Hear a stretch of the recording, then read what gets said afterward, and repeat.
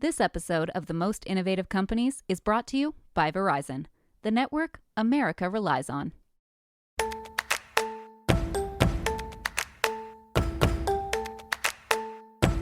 I'm Yasmin Gagne. I'm Josh Christensen. And this is Most Innovative Companies.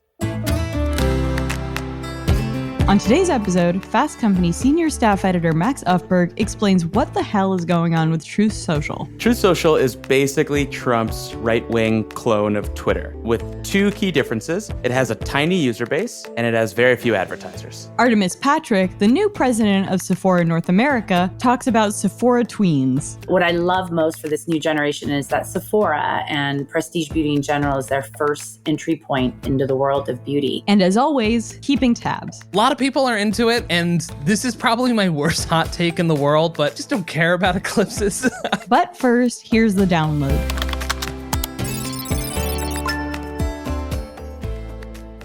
The news you need to know this week in the world of business and innovation. Over the weekend, AT&T announced that tens of millions of their current and former customers may have had significant details about them released on the dark web. Oh no, that's not good. My social security is definitely out there. This data breach occurred a few weeks ago in mid-March. Leaked information includes AT&T account information and social security numbers. So, not great. The culprit is still at large. Josh, what is your social security number? It's 555.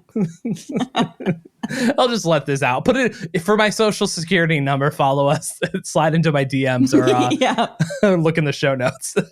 Microsoft announced plans to sell its app Microsoft Teams separate from Microsoft Office. The move comes in response to antitrust concerns and marks a victory for Slack. Slack's been complaining that selling the two programs together is an illegal practice.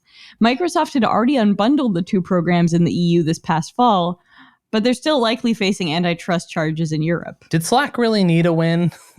Yeah, Slack did not need a win. Also, Microsoft Teams, not the one.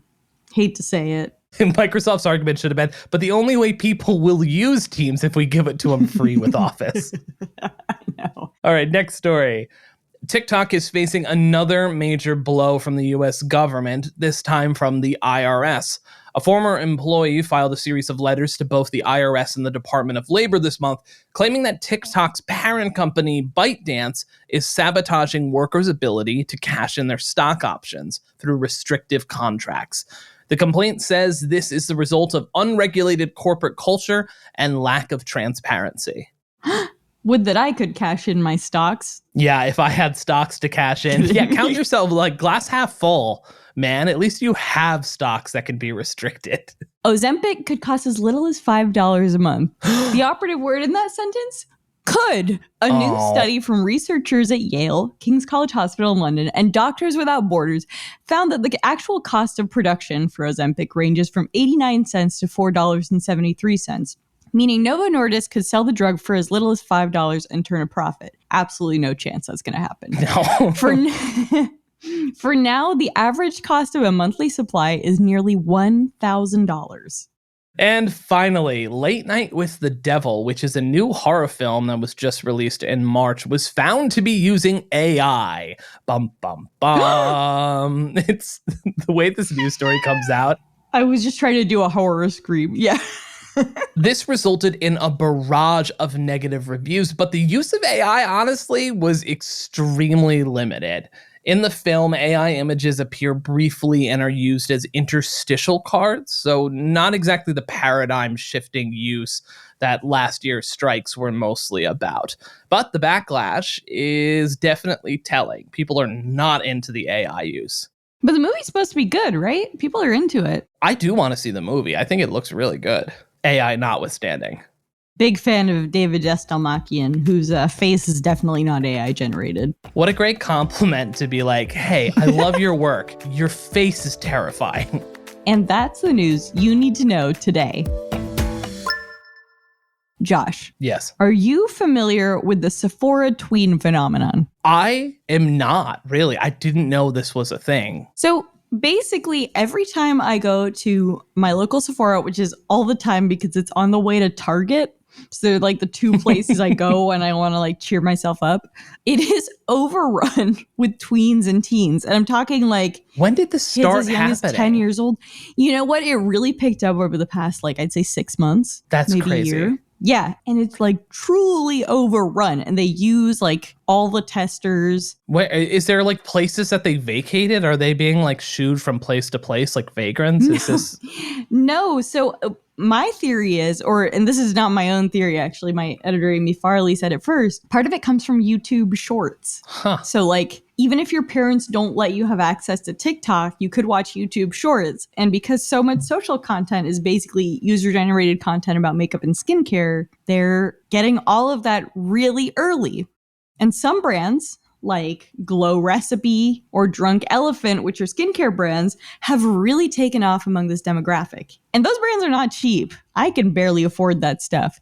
But however they do it, like teens are buying tons of skin serums. It's kind of crazy. This is going to be followed up by stories of like tweens stealing cash from like cash registers and stuff like that to pay for Sephora. Holding up banks.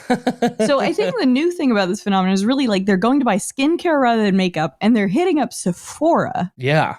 Like, which, as we just said, not cheap to go to Sephora. Cheap. My wife and I, we just went to Sephora to replace stuff, dropped like $450. And we had like coupons and gift cards and shit like that. Yeah, it was a lot. See, I'm an incremental purchaser rather than an all-in-one-go purchaser. You know what I mean? Yeah, we tried to do that, but Liz was like, everything's bad here. Nothing's good. Everything's cracked. Yeah, it was rough.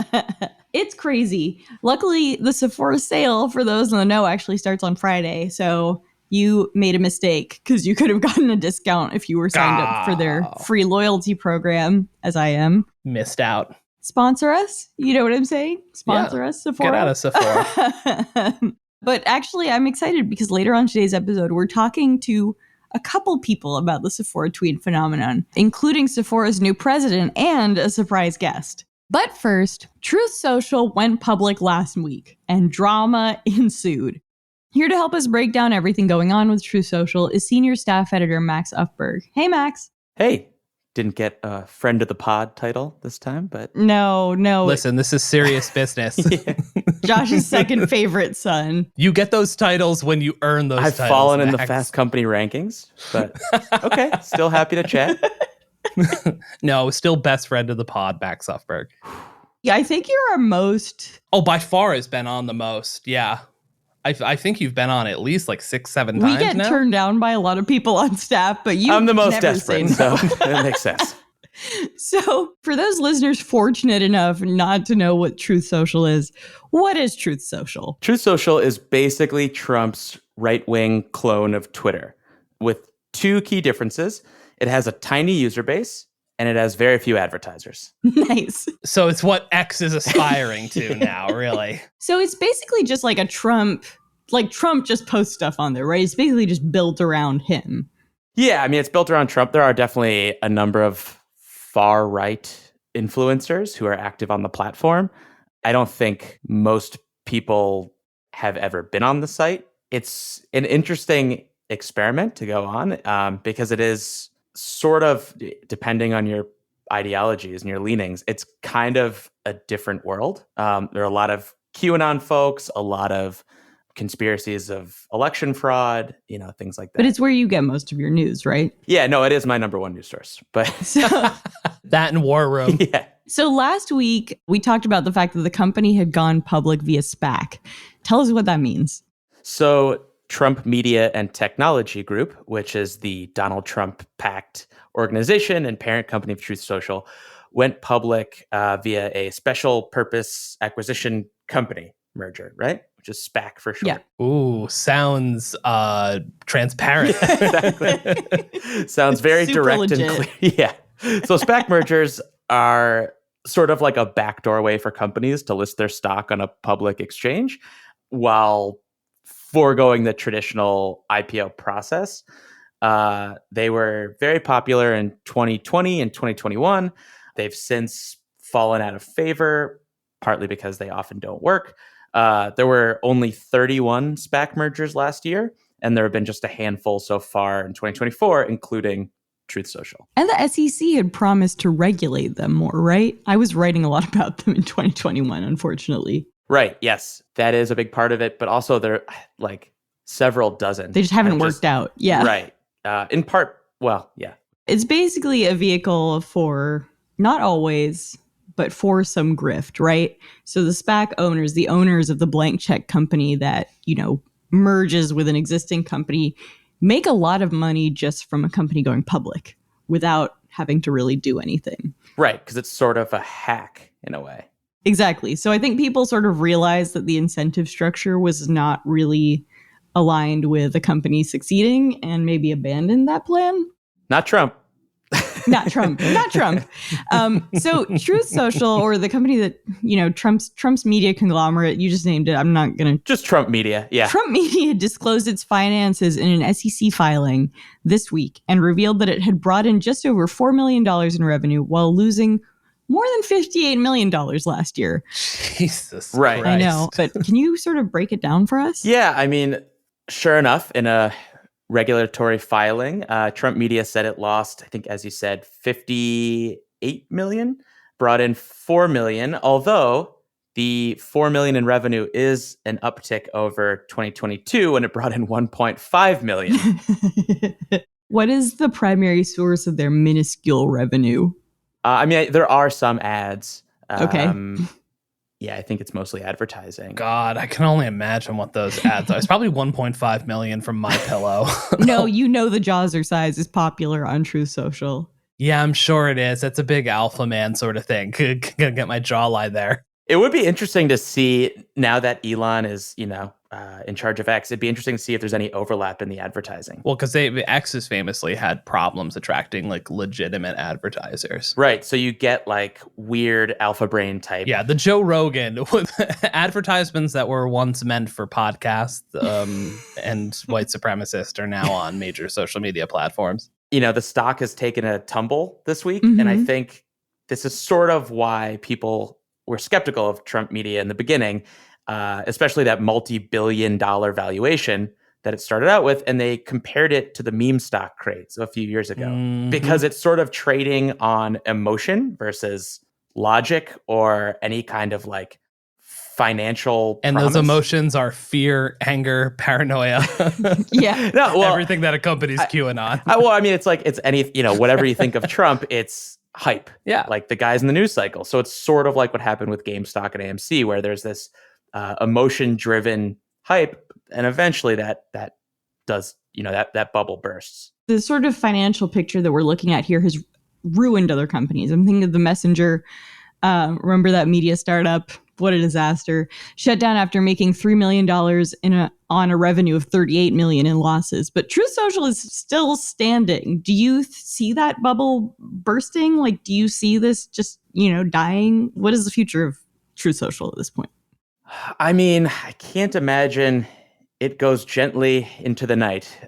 Trump's made a lot of money on Truth Social. We touched on this a second ago, but Bloomberg had published an analysis last December of companies that went public via SPAC transactions. And they found that at least 21 companies went bankrupt in 2023, and shareholders lost as much as like 45 or 46 billion, which is, when you survey the landscape, things don't look great for Truth Social. I can't say it'll go away, but I imagine that stock price will not go up a whole lot. Right. There's also a conservative billionaire who owns a ton of the company. That is my fellow Pennsylvanian, Jeffrey Yass. Yeah. Yes. Oh no, commit to the bit if you're gonna do it.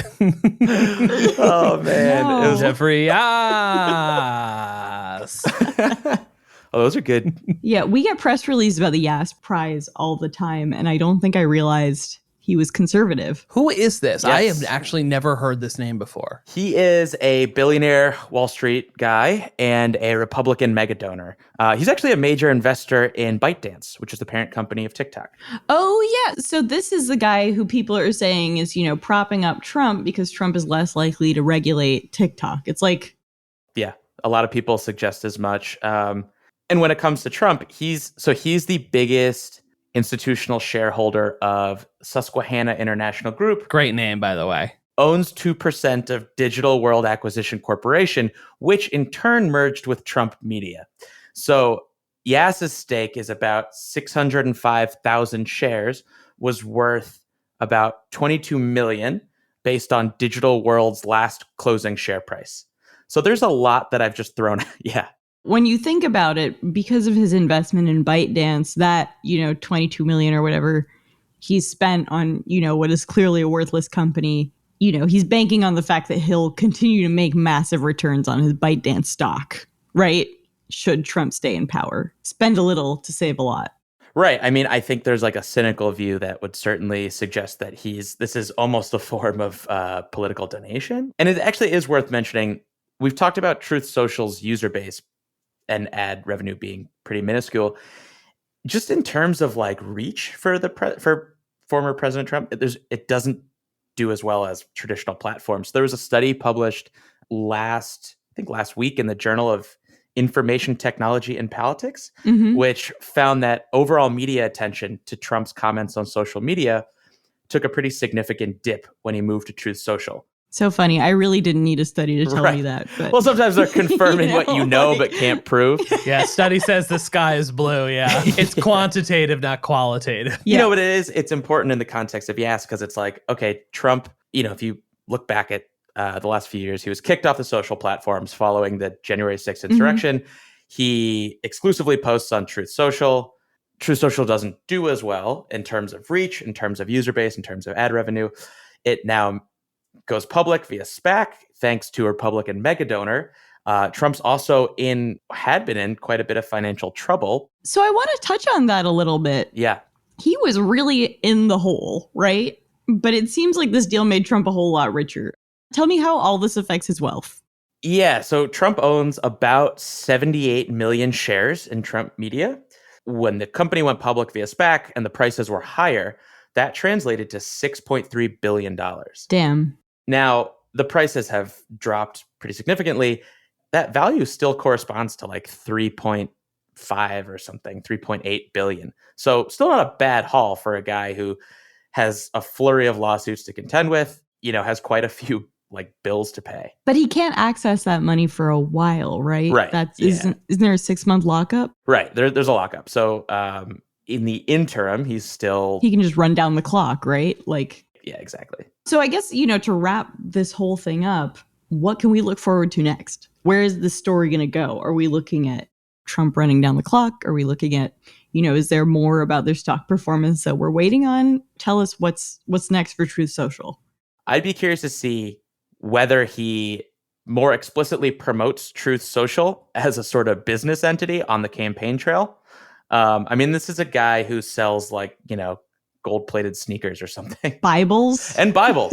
Most recently, Bibles. Right. So the company's not doing well. He's also, but that meme stock aspect is pretty strong and he has hordes of followers. So if he just kind of hawks this as a product, I'd be curious to see what the longevity is and to what extent that can make or break a company. Is he allowed back on Twitter?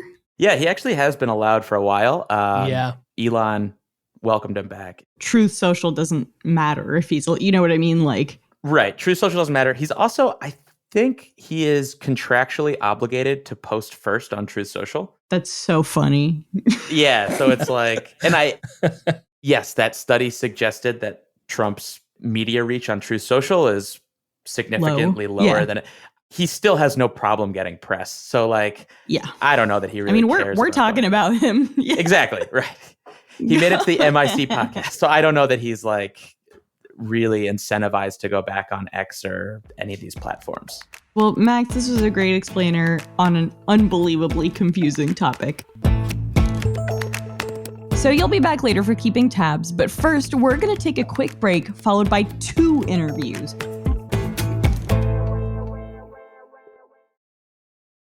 This episode of Most Innovative Companies is brought to you by Verizon, the network you can rely on for your phone and for your home internet. Find the plan that's right for you at Verizon.com.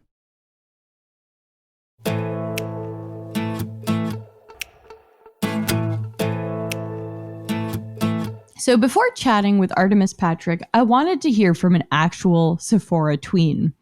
So here's my conversation with Eleanor Woodsworth. She's the daughter of Fast Company executive editor Amy Farley, and she's also, more importantly, a Sephora fanatic. I talked to her about how she became interested in skincare, what she thinks of influencers, and what her favorite products are. So I guess to start off, I want to hear about your skincare and makeup routine. Okay, so every morning I don't actually use that much because I don't know, I just don't really want to. But I usually just put on like a toner or like a day moisturizer. It's this French brand called like Voila, and then I use this Glow Recipe toner. But for a night, I usually put on like my Glow Recipe toner. I put on a few Glow Recipe moisturizers, my Drunk Elephant serum moisturizer, and then like a lip mask and some Glow Recipe spray. That's more than I do. That's impressive. You know, it sounds like you really love Glow Recipe, and I guess I'm curious about basically like how you discovered Sephora and how you discovered brands at Sephora. When is the first time, you started hearing about it and got interested? So when I was like really young, I used to love like stealing my mom's makeup and doing like extravagant makeup looks.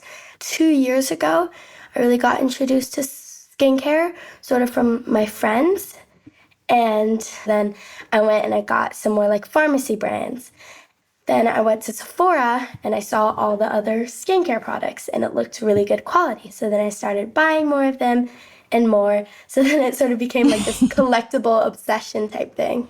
When you or your friends, are looking into products or brands, where are you mostly seeing them? Is it YouTube Shorts? Is it TikTok? Yeah, so it's basically a little bit of both. I actually heard about Sol de Janeiro from some kids in my school, and so then I wanted to test it out. I was like, this smells really good. So I went to Sephora and I bought some.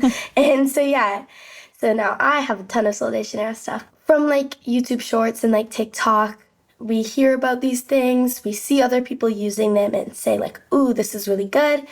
So then we decide to buy them but also I just started following some like channels that are the brand, like Glow Recipe, like Bubble, like Drunk Elephant.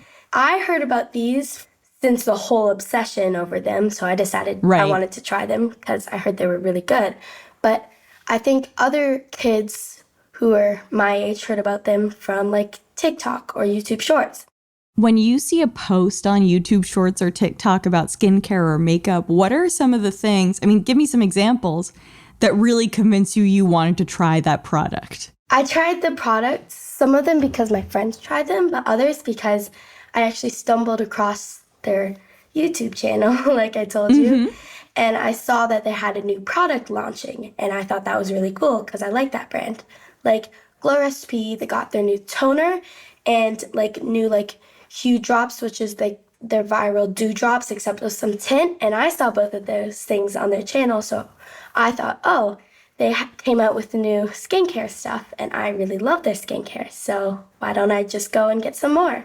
How often do you go to Sephora, the store? Well, whenever there's a half day with my friends, or whenever we're free, or there's a weekend, and we just want to hang out in the neighborhood around my school, we always go there.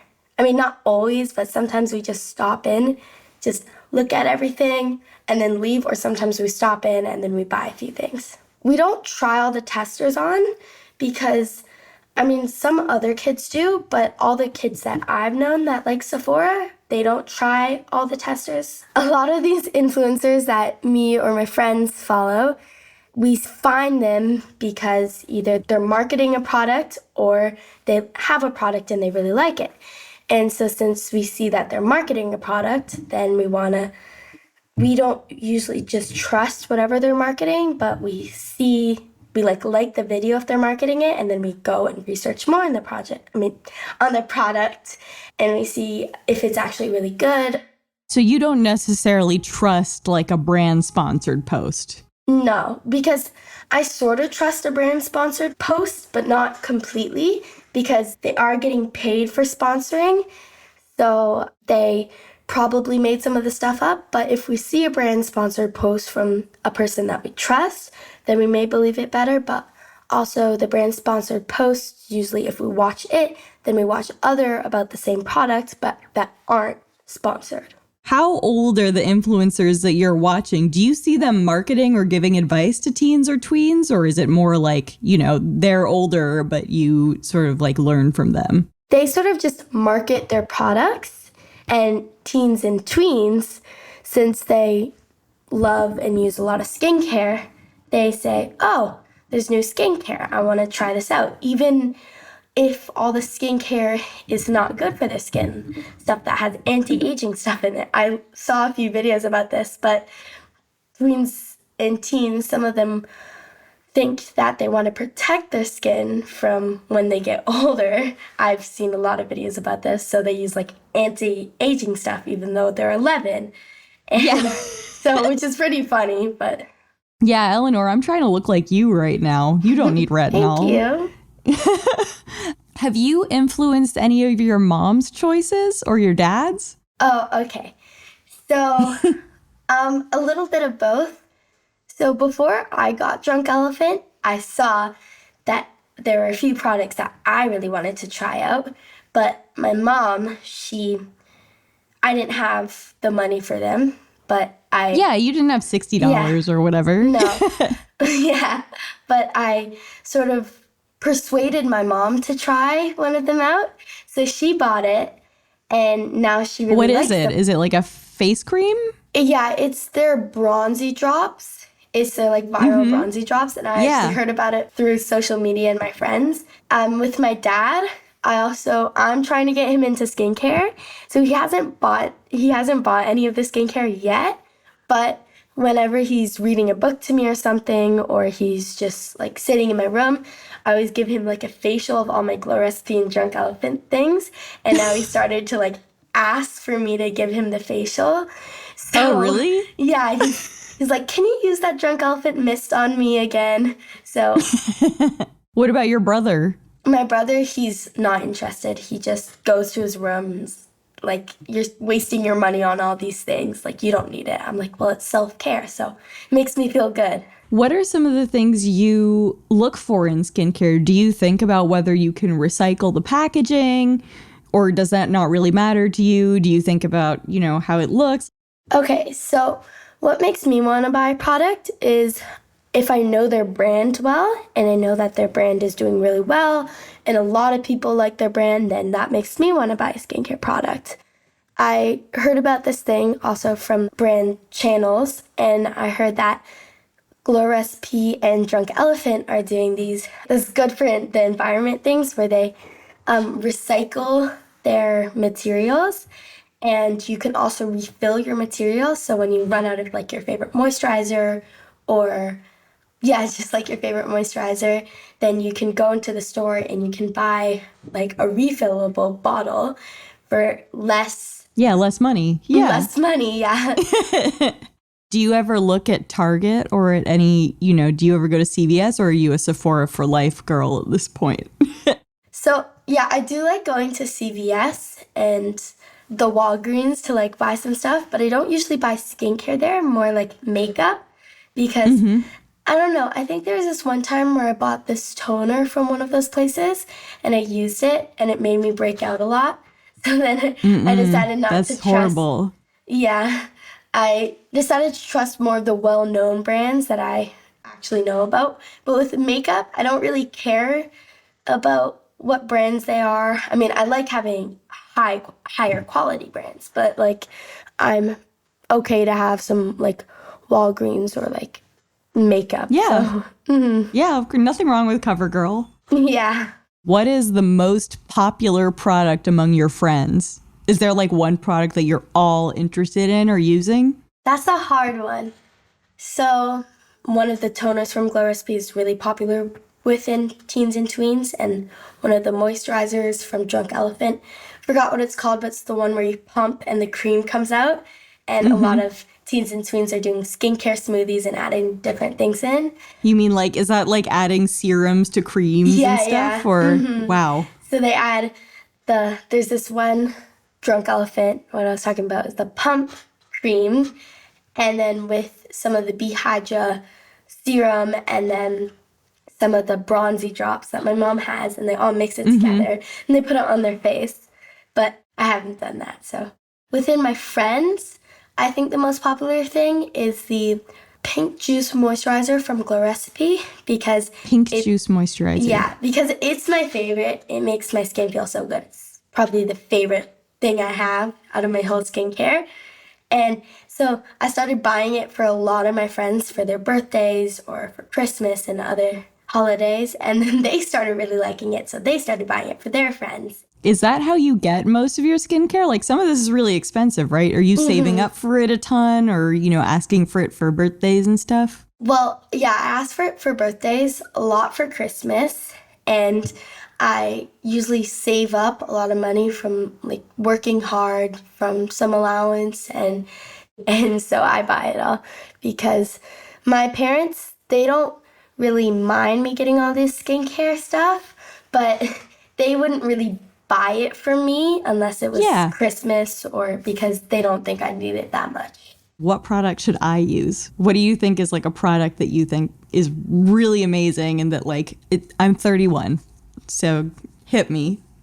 I would say the pink juice moisturizer, because it is my favorite. The pink juice moisturizer? Yeah, and I think it's just perfect for all skin, and it moisturizes and it smells really good and it's lightweight but also creamy and heavy, but it's really good. So do you buy minis near the counter? Oh yeah, I always, whenever I'm buying my thing and I'm walking around, my friends and I always get so distracted because there's all these, like we said, our minis, and like you said, our minis in all our favorite products, and we really want to buy them. So a lot of the times I have this big expensive thing that I want to buy, and I'm going up to the counter, and then I see all the minis, and I'm like, you know what, I can buy 5 of these minis for one of this product. Yeah. Then I put the product away and I buy some of the minis. Are there any products you're saving up for right now? So I really want to get the new Hue Drops from Glow Recipe, like I was telling you guys about earlier. So I went to Sephora a few days ago from saved up $20, and I thought that was going to be enough, but it turns out it was $35. So now I'm going to wait a few weeks, and now I'm going to try and go back because I love Glow Recipe. It's a new product. And you want to look bronzed for summer. I get it. Well, this was great. Thank you. You're welcome. So as we heard from Eleanor, who's amazing, by the way, tweens and teens are obsessed with Sephora. So now let's hear directly from Artemis Patrick. She explains why that is and how the brand is connecting with that community.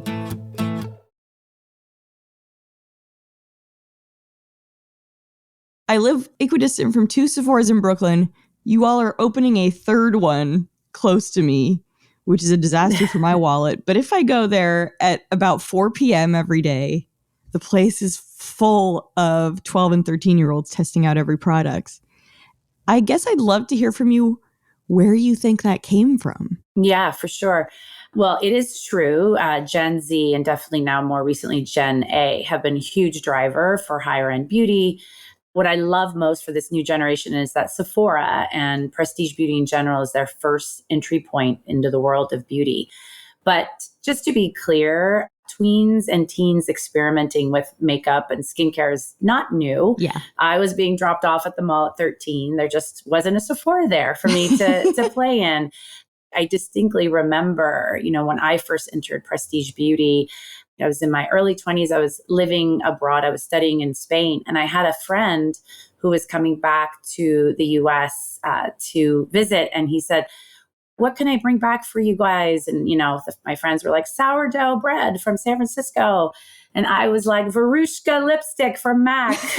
He says, what? I love that. So, certainly this is not new. Having said that, what is new is this interaction, certainly with skincare and really around prestige skincare. I mean, I wasn't as educated on that when I was younger. And now I have a 13-year-old who's packing up, her Super Goop SPF in her backpack. And I love it. So obviously social is a huge driver of that. There's also a feeling and sense of community. when, the younger generation is shopping IRL in our stores. But that is why now more than ever, we at Sephora, as well as our brand partners, really have the responsibility to educate our consumers, our new consumers, on this skincare and ingredients and all that good stuff. And the reality is that our beauty advisors in our stores are our superpower. They are not on commission. They truly want to offer what is best for the individual needs of our consumers. So we continue to invest heavily in resources on education, training around ingredients, and really what's right for each age group so that our beauty advisors have the tools they need to interact with this new consumer. So we want our shoppers, no matter the age, to continue to make informed decisions when buying products that best meet their individual needs.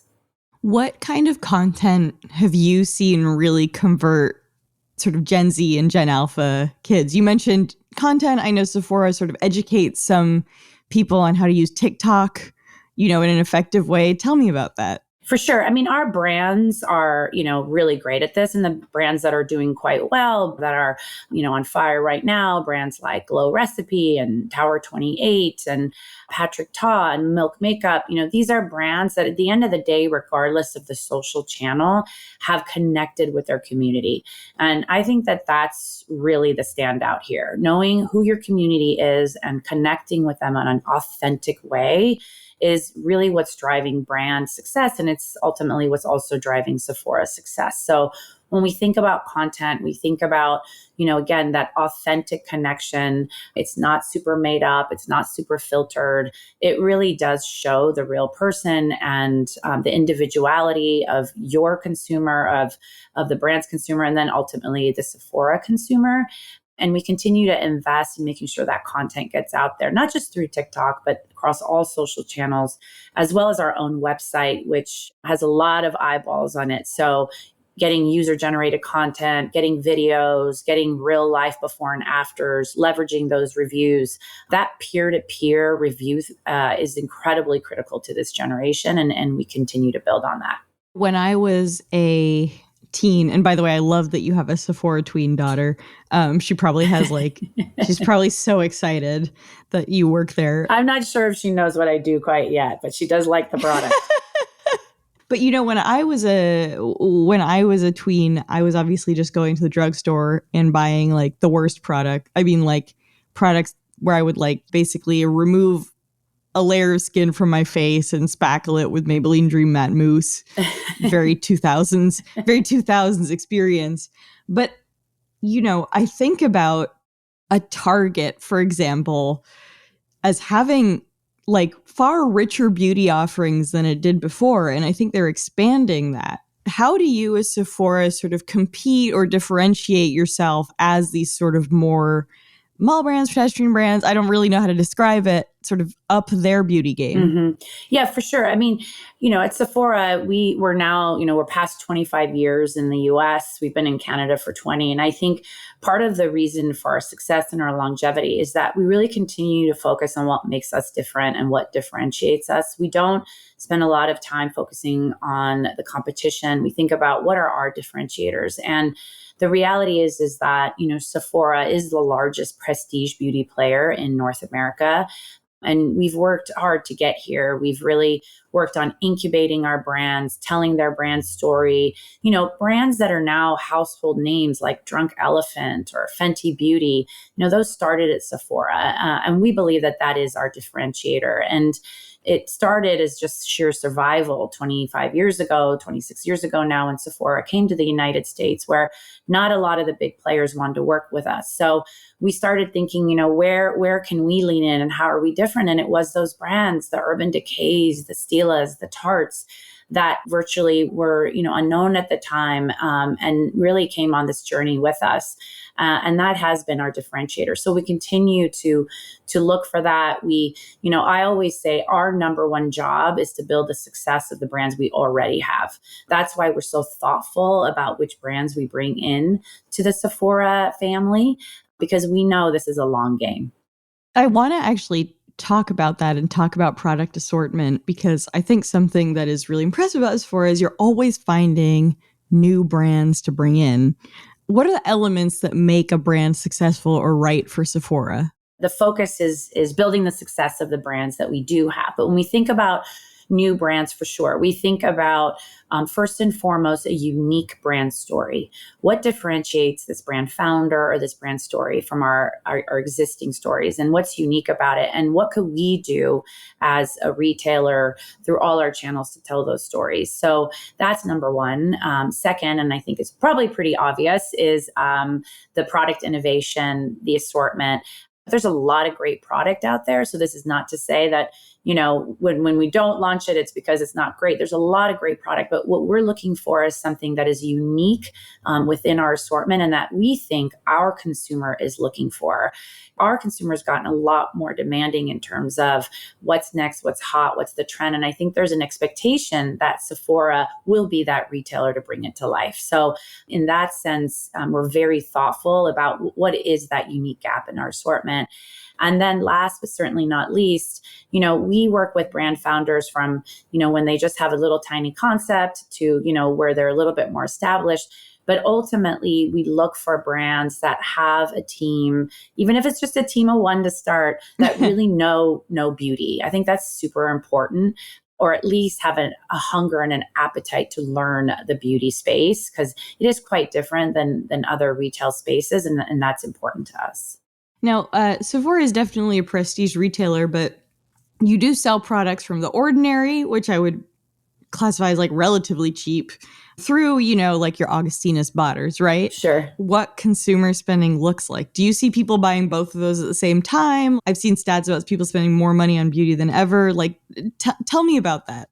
Sure. Yeah. I mean, we define prestige as a way of being for the brand. It's not necessarily the price point. So you do mention Ordinary. There's brands like Inky List. We have our own private label Sephora collection, which does quite well for us. It is not just about the price point. It's about how the brands show up, where they're sold, and how they're distributed. That's very much how we define prestige. But having said that, yes, I mean, it goes across the gamut. We see that consumer adding that plus one with the lower price point. There's a sense of trial at Sephora that people just love to play and discover. So if they're not really sure, do they need an eye cream with caffeine? Okay, there's this one from Inky List for $11. Let me try it.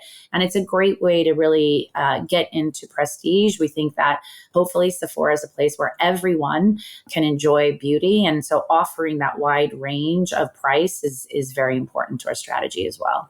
Over the past year, I would say, you brought in some brands that were previously just sold direct to consumer on your shelves. I'm thinking of Glossier, but more recently you've got Soft Services. I think very recently launched on your shelves.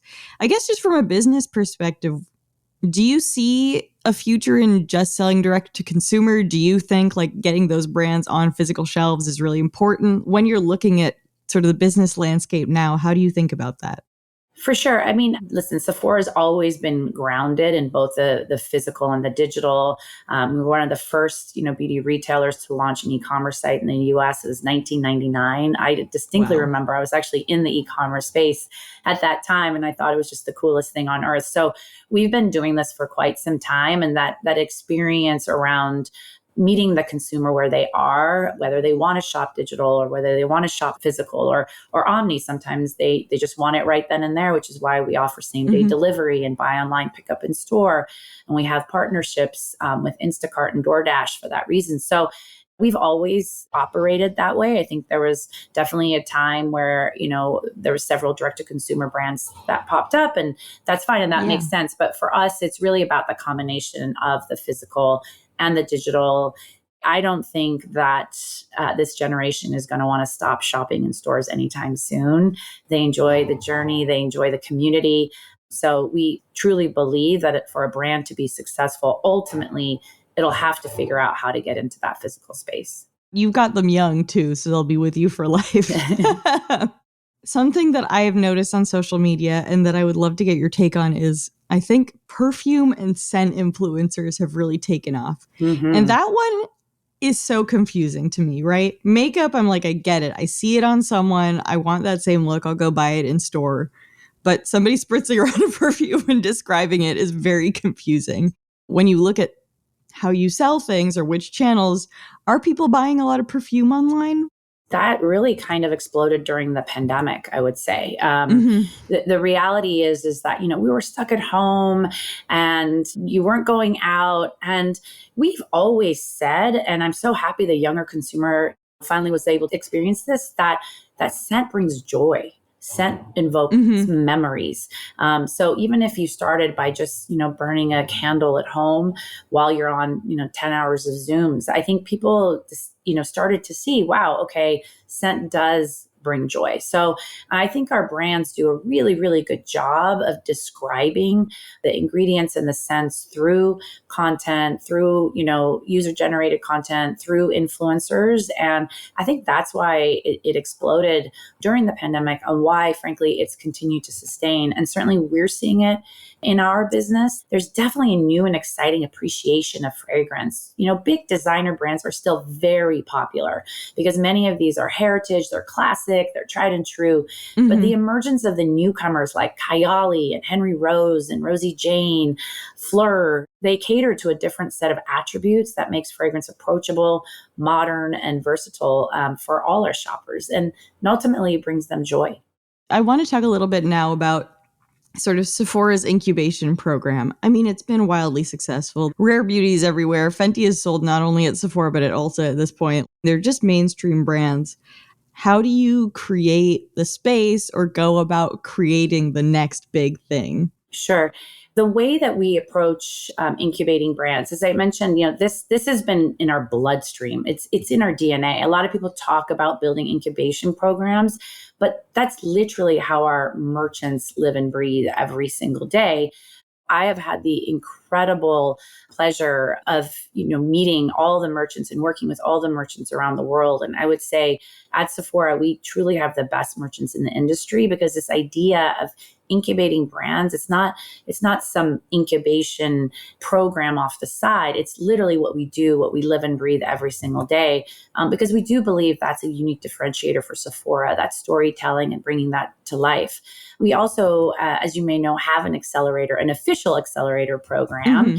Before we officially launched this accelerator program in 2016, our teams were, as I mentioned, unofficial, but unofficially incubating brands that today are some of the most recognized brands in beauty.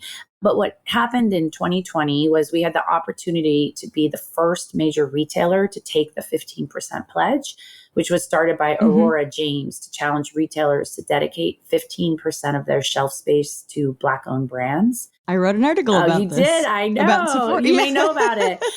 I remember interviewing you for that one. That's right. And I'm so happy to continue to talk about it because unfortunately, a lot of retailers sort of made commitments and then, when the dust sort of settled, moved away. But that is definitely not the strategy at Sephora. So as guided by the insight that founders of color face a unique set of challenges, including lack of representation, finding suppliers, securing funding, access to mentorship, we quickly revamped our existing Accelerate program at that time to focus exclusively on our BIPOC founders. So I'm so happy to say, I'm happy you interviewed me back then because we're continuing to grow on that. Today through Accelerate, we've supported more than 60 brands on their growth journey through the program. When we started, we only had 3% of our assortment that was Black owned. Fast forward to today, where we will reach 10% by year end. We've actually reached 15% in the hair category. I'm very proud of how far we've come, but by no means is this the end. And in fact, it's truly just the beginning. Does that increased inclusivity translate into either a bump in sales or acquiring new customers? Like, how has that helped the overall business? Oh, certainly. I mean, we say, diversity is good for the heart, but it's also good for business. And it kind of makes sense if you think about it, right? Like if the diversity that's in our stores, we have a responsibility to all of our consumers to sell brands from founders that look like them. So, I, as someone with curly, coily hair who, when I was my daughter's age, couldn't find a product to save my life, today now have access to those products because people are creating those products for me that have hair like me. It just makes good business sense. So I want to talk a little bit about consumer trends you're seeing. What are the categories that are growing? the brands that you see, you know, aside from your Drunk Elephants and your Glow recipes that are really taking off? And what do you think is like the next big thing that we're going to see?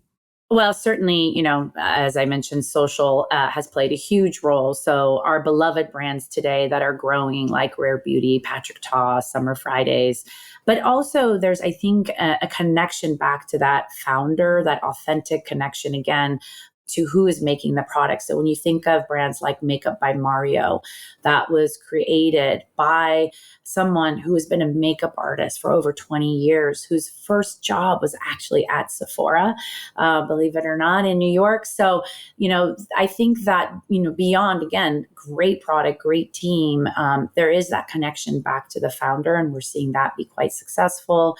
Certainly, I mentioned fragrance.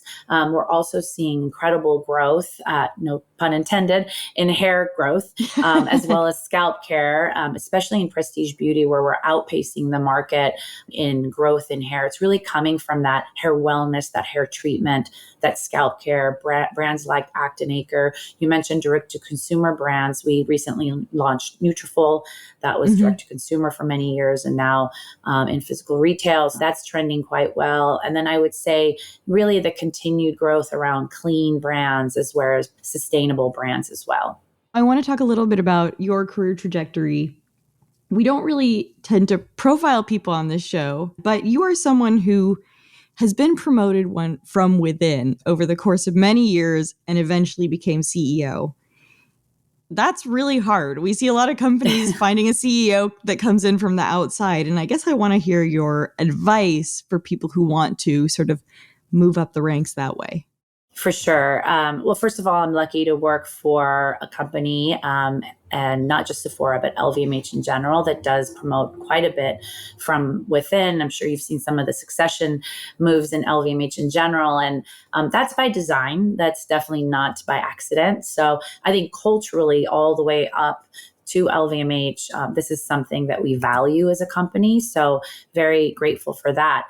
As you mentioned, I have been with Sephora for a long time. I started in 2006. So I just celebrated my 18 years. I'm officially a Sephora adult, which is very exciting.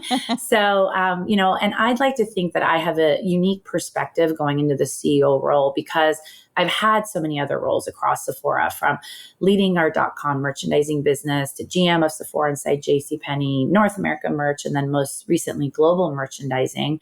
Across each role, I was able to build on my knowledge of not just Sephora, but a deep understanding of our consumers across the globe. So when you asked, you know, how I sort of went through that process, for me, it's always just about curiosity.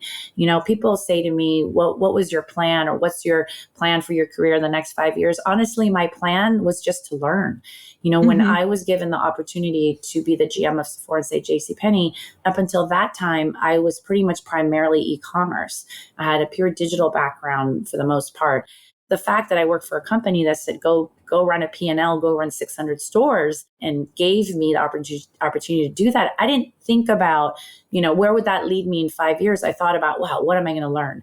And I think that attitude, constantly being curious, thinking about what you're going to do and not so much about the title, or is that a stepping stone to something else? Are you genuinely interested? Are you genuinely curious? And the rest of the stuff will come. In terms of how you think about hiring or moving people around, I got to say, I'm in a job. I was a magazine writer I still am a magazine writer for a long time. And then I raised my hand to work on podcasts. But see, there you go. Well, no, so I'm a proponent of this, but right. A lot of companies are like, if you don't have podcast experience, you're not right for this role. Like, how do you think about hiring or placing people in roles where they may not necessarily be a domain expert? Well, first and foremost, I think about how I want to build my team. And I'm really driven by our purpose and values first, which is really about an inclusive mindset and bringing in diverse ideas into the fold. I don't want people that think like me. I want people to challenge me. And I want people, you know, to teach me things that I don't know. I think that's first and foremost what I what I look for. I also just believe as a leader that, I have a responsibility to just remove obstacles. So a lot of times I think people come into a new role and, you might think, well, they don't have the experience, but what if I just gave them the runway? What if I remove the obstacles and just gave them the tools and the resources and the opportunity to try new things, to fail fast, to learn and to move? I think that that's really how I think about it first and foremost versus just sort of their traditional, jobs on the resume. Now we get to the fun part of the interview, the last few questions, which is, what is a criminally underrated product at Sephora? What is something that you think people are sleeping on? I have no favorite products. It's just like no favorite children. It's not so much a sleepy product because a lot of people have one, but not enough people have one. So I'm here to tell you, you need a Dyson hairdryer.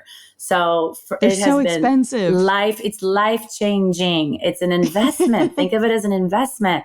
Mm-hmm. So for curlies especially, I cannot live without my Dyson. I have a US one, a Europe one, and a UK one. Wow. So that when I travel, I bring it with me. I will leave shoes behind in order to fit my Dyson hairdryer. You have red lipstick on. What are you wearing today? Today, I'm wearing Say, which is one of our exclusive clean makeup brands. And I absolutely love the formulation. It's a nice red, right? Yeah, it looks really good. Yeah, and it's long wear too. It's long wear? It's a cream. It's not your traditional long wear, so it won't dry out your lips, but I don't need to reapply it throughout the day. Because, I talk a lot, so I have to make sure that I have a good lipstick on. And what is your Sephora teen obsessed with? Oh, my goodness. Okay. So I don't think there's enough time on this podcast, but I don't think there's anything that's going to be a surprise. Definitely, she loves Sol de Janeiro. Every new scent that launches, she wants it. She loves Tower 28.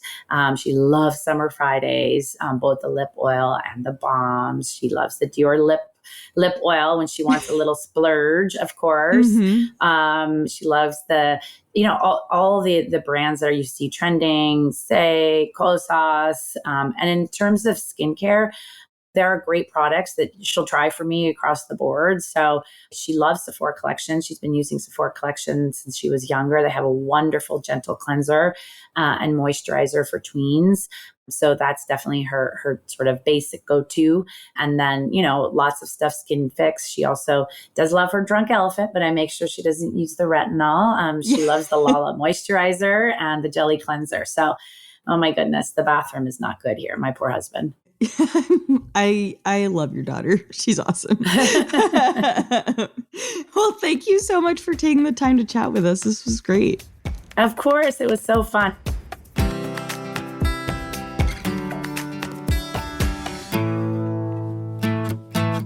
Okay, we are back with Max, and it's time to wrap up the show with Keeping Tabs. This is where each one of us shares a story, trend, or piece of pop culture we're following right now. And Max, since you're our guest, what are you keeping tabs on? I am interested in this report over the weekend from Politico about Trump's VP search. Mm-hmm. Oh. Who's in the running? Oh, man. This is like The Bachelor. Yeah, exactly. The Bachelor for Truth Social. We've got JD Vance, Mr. Hillbilly Elegy himself. We've got Tulsi Gabbard. We've got Tim Scott. Tulsi Gabbard's in the running for that? Literally anyone is in the running for this. Jesus Christ, Tulsi. Making a hard, just really, really went a complete opposite direction. Well, I mean, there's some interesting political alignment with her and Trump. And she also would probably help get some element of the... I mean, I don't think she's going to be his VP pick, but... Who seems most likely? They had said that Tim Scott, South Carolina Senator Tim Scott, and Florida Governor Ron DeSantis were two front runners. I mean, Tulsi Gabbard also is on the short list, they say. Mm-hmm. So we'll see. But then, you've got people like Florida Rep. Byron Daniels, South Dakota Governor Kristi Noem. Of teeth infomercial fame. It's really anyone's game at wild this point. To me.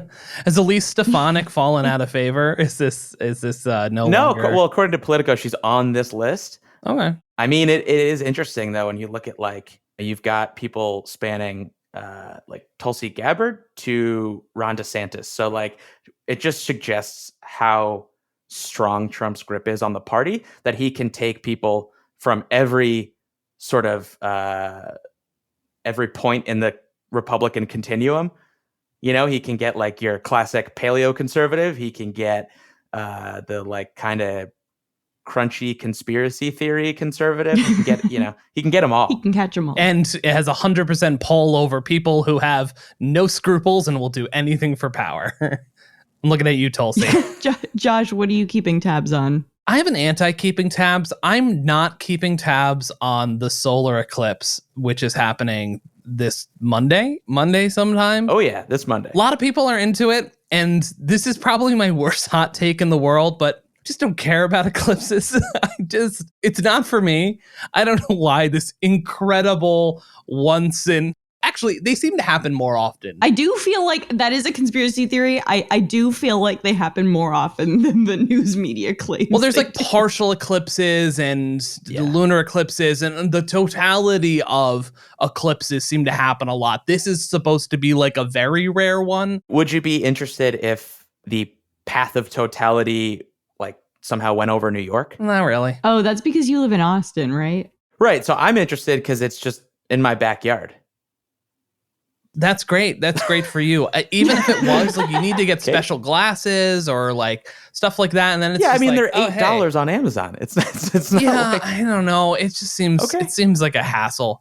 I don't know. I'm just not into it. Maybe I'm just gonna probably watch something stupid and work instead. But that's my anti-keeping tabs. Eclipses overrated. Well, I'll let you know how it goes. Yeah, let me know how it goes. I'm open to being convinced otherwise. You know what's crazy? It is kind of like you're like the guy who tells your kid that Santa doesn't exist. It's just like, just let people have joy. Actually, that is something I've been thinking of, is just like, do I have it in me to put up the farce that is Santa for a while, if and when I have kids? I don't know if I do. I think I might be that guy. Anyways, get at me in my DMs, everybody. Let me know why I'm wrong. Fuck you. I love the eclipse. Oh, God. Anyways, after I just ruined my career. I do have something really, want to hear like the most obnoxious thing I could say back to you? Sure. The last time there was a big eclipse, I watched it from a boat in the south of France. Damn. Jesus Christ. Really? I was like, yeah, I was a child. I actually don't really know. Don't remember it that well. That's pretty cool. I mean, you did live overseas quite a bit, so it's not like you traveled from New York. Yeah, a little bit.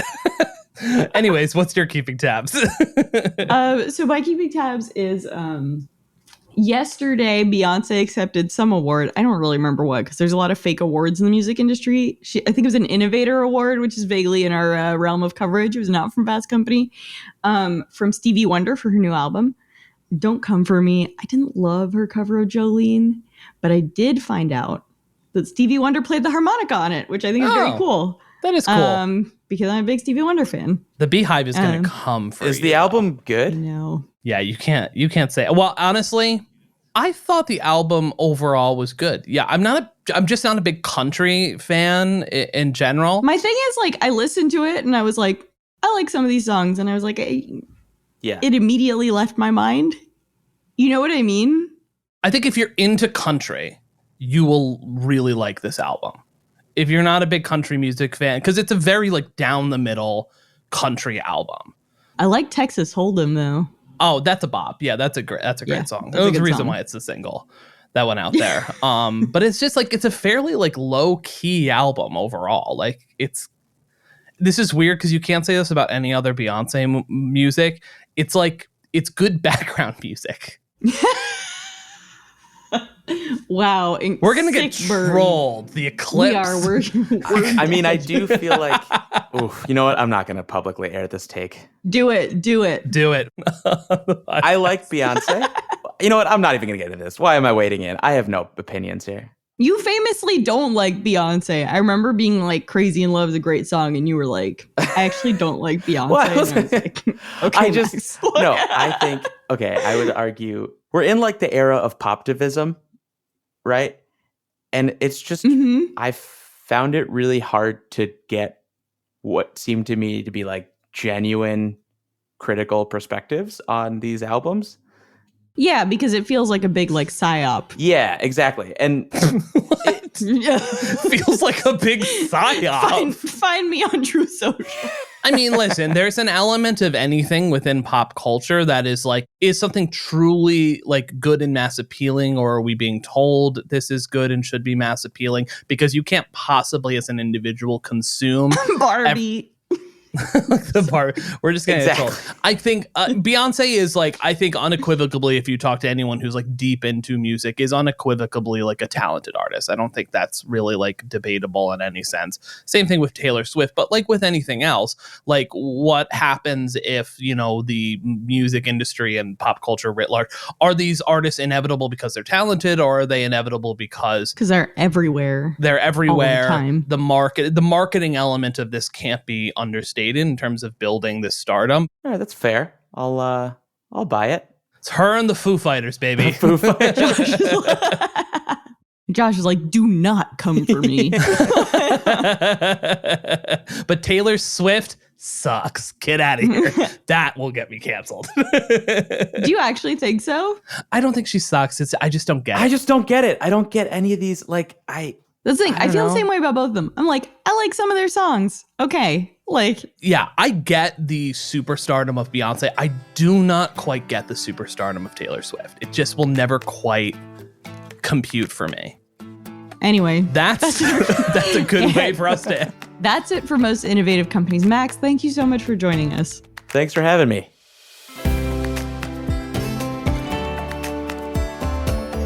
Our show is produced by Avery Miles and Blake Odom, mixed and sound design by Nicholas Torres, and our executive producer is Josh Christensen. Remember again to subscribe, rate, and review, and we will see you next week.